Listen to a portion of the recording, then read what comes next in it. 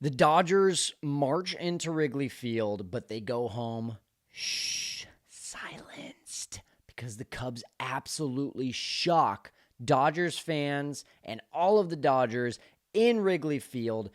And I have to start with this because I'm sorry this is going to be a little bit of a monologue, but there's not many fan bases that I just really strongly dislike. But man, the Dodgers are one of them.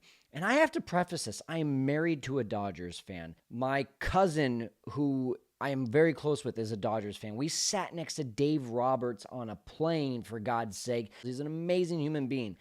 I just dislike Dodgers fans so much. The whole experience at Dodger Stadium is just the worst. The ushers are the worst. The ballpark is just blah. I mean, I would leave an hour early too if I was Dodgers fans because getting out of that hellhole is absolutely impossible. Okay, I'm done. Now let's get to the game. So because I'm just such a Dodger, I hate to say the word, but a hater, I loved this score. 5th inning, Pete Crow Armstrong, Dustin May just puts his tail between his legs, and the Cubs take a 7-4 lead. If you can hear it in my voice, it's a little bit rasp because, yes, even from home, I was screaming my head off from this game. Our setup man, Ty, broke his chair during this game. And by the way, if you aren't joining us on our post games, you need to check them out. We do them every Sunday through Wednesday live after the game. This one was a fun one. Go check it out if you haven't seen it already. But then all hell breaks loose in the 7th inning. And so leadoff single by the number 9 hitter, Pages, which was kind of weird. It looked like Swanson could have gotten to that one, but it just kind of trickles through. And then you just kind of wonder in a 2-run game, how is Brad Keller, who's been nails for the Cubs this year, going to attack Shohei Ohtani? Fastball down low, fastball outside at 98. He's trying to be careful with him. You can tell. 2-0, goes with the changeup, which I don't love. It's not one of his best pitches. Then on 3-0, okay, right down the middle, was surprised Ohtani wasn't swinging there. Throws the slider, thinks it's ball 4. Come on back, Shohei. And Shohei says, hey, sorry, didn't mean to show you up. And then Brad Keller on the 3-2 goes back to the changeup. My issue here, yes, I don't want him walking Shohei Ohtani, but as you can see on your screen here, my issue is not the fact that he walked him. It's the fact that he walked him with his 3rd best pitch. I mean, he throws the changeup only 12% of the time. The sweeper and slider, I think, are basically the same pitch, which get really good results. The fastball gets really good results. Why are you going with a changeup on a 3-2 when you just got him on a slider looking like you didn't want any part of that? I don't know. I don't like the pitch choice. I'm sorry. Call me crazy. Then Mookie Betts. Okay, this was the at-bat that really frustrated me. All right, he goes with the slider, 1-0. All right, you fall behind. Then fastball right down the middle. Great, you got great stuff, Brad Keller. Just go right after him. No big deal. Mookie's not going to get you in this at-bat. He's been struggling. Fastball inside could have been called a strike. Wasn't. Then a slider that dots the outside. Wasn't called for a strike. Should have been. So where is your zone, Blue? Because then on 3-1... he's not calling up, he's not calling in, he's not calling down. I'm not saying that all 3 of those pitches were strikes. One of those has to be called a strike. I'm sorry. And I know umpires are really scrutinized these days for calling balls strikes and strikes balls, but at least one of those pitches has to be called a strike right there. But Brad Keller has to do a better job of just attacking hitters, especially Mookie Betts, who has not been performing all that well so far this season. Dealt with the flu-like symptoms earlier in the year, lost a bunch of weight, so he's probably still dealing with all of that, trying to get his strength back. Then this was the major play. 1-2 pitch to Teoscar Hernandez, bases loaded, nobody out. Cubs are up 2, and Gage Workman, if you feel like you've seen this already, it's probably because you have. In fact, it only happened about 4 or 5 days ago.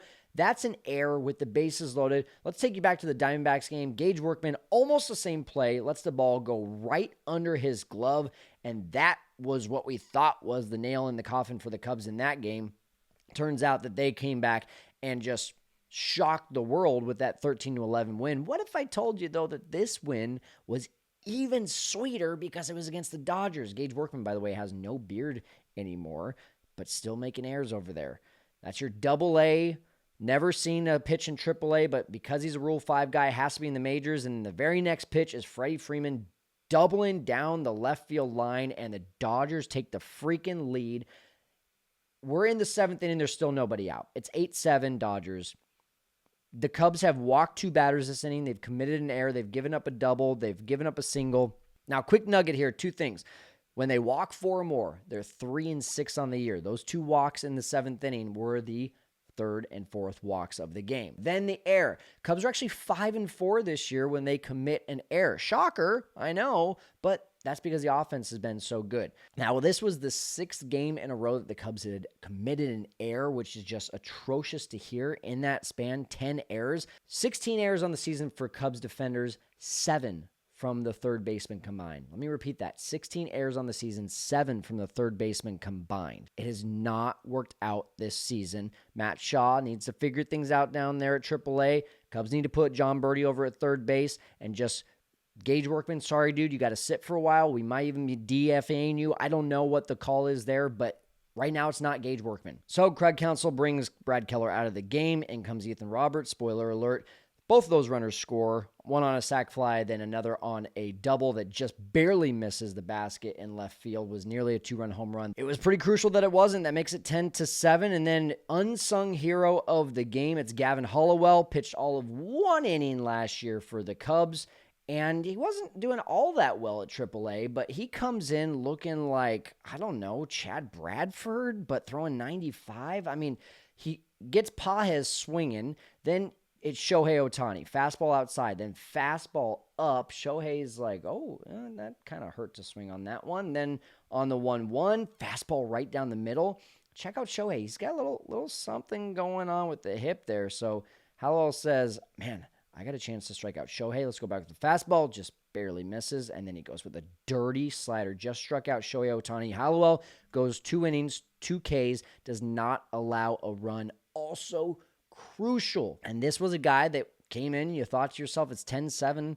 Cubs are pretty much putting this one in the bag. Craig is going to the reliever that probably is going to give up another 4 or 5 runs, and he locks it down. What happens next? This was a major at-bat that not a lot of people are talking about. Ian Happ is down 2-2, takes ball 3 from Alex Vesia. Alex Vesia is an absolute bulldog. So when you get into a battle with Alex Vesia, he's going to show some emotion. Check him out on the mound here.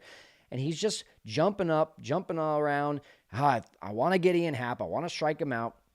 You can see he's kind of like I picture him as the Nomar Garciaparra of pitchers. He's everywhere. He's moving all around. Like if he had batting gloves on, he'd probably be doing this. But again, he's battling it out with Ian, and he's a bulldog. He does not want to lose this battle. So as soon as this chopper goes, he's like, I got it. And the deflection. This is huge, guys. Watch the other angle because Max Muncy had a beat on this. If Vesia just lets this thing go, Max Muncy is going to get this one on the second hop. He's going to make the play over to first. Ian's going to be out. And then you got Kyle Tucker up with 2 outs, nobody on in a 3-run game. Now it's completely changed. It's 1 on, 1 out. He's not representing the tying run, but you bring it close. So first pitch to him, fastball up high, and then it's 4 consecutive sliders. Why? Because here's what he looks like. Oh my gosh. You don't get swings from Kyle Tucker like that very often. What does he do on the next one? It's the slider. And he looks like that again. Now, I think it was Willie Mays that would swing and look like a fool on purpose just to get that pitch again. But I don't think Kyle Tucker's doing that. Not in today's age. Another slider down in the dirt. It's 2-2. So what does he get?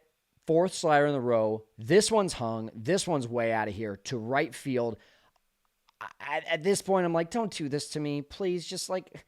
If we're going to lose, we're going to lose. Don't get my hopes up. It's too painful. It's too painful against the Dodgers. But, man, it is fun to watch Kyle Tucker. 7th home run of the year. He's like, yeah, I'm a boss.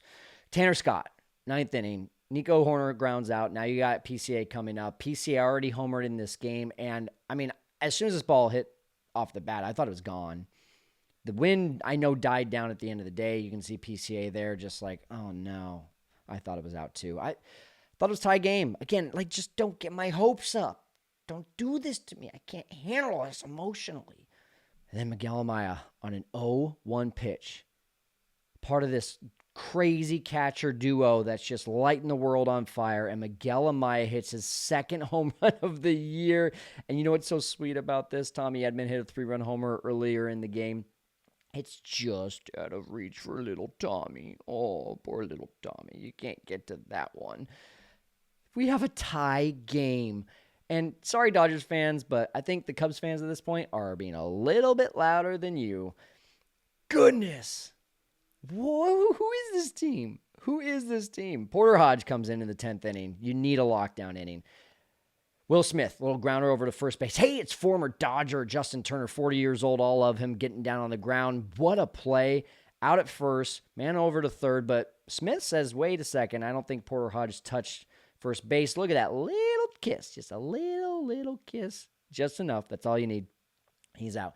And then 3 straight sliders to Max Muncy. That sword, then swing through, and then just swing through again. Oh, that thing was working. And gets the ground out in 0-2 to Michael Conforto on a weak swing. Justin Turner's ready to go in. Porter Hodge is like, yeah, that's my job. That's what I do. Hey, nice story here. Noah Davis making his Dodgers debut. The very first pitch he ever throws as a Dodger. They always say don't start with a changeup because you're not changing it up from anything. Well, it looks like this first pitch was a changeup. And that's Ian Happ dishing it into right field. Here comes Vidal Brujan, your pinch runner, and he is safe. Cubs win, baby. 11-10. This is so much fun. I'm having so much fun. I don't like the fact that Ian Happ is having fun with the bubble gum too.